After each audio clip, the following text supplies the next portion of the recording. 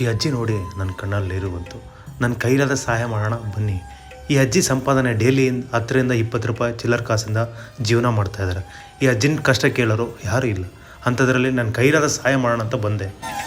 ಈ ಅಜ್ಜಿ ಕತೆ ಕೇಳಿದ್ರೆ ನನಗೆ ಒಂದು ಕಡೆ ಜೀವದ ಚೆಲ್ ಅನ್ನತ್ತೆ.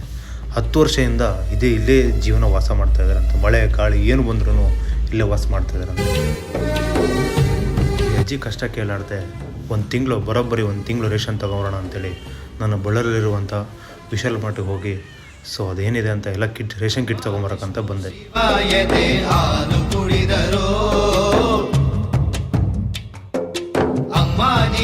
ದೈವ ಅಂತ ಕಾಲು ಮುಗಿದರೋ ಬಾಳಿಗೆ ಒಂದೇ ಮನೆ, ಬಾಳೆಗೆ ಒಂದೇ ಗೊನೆ, ಭೂಮಿಗೆ ದೈವ ಒಂದೇನೆ.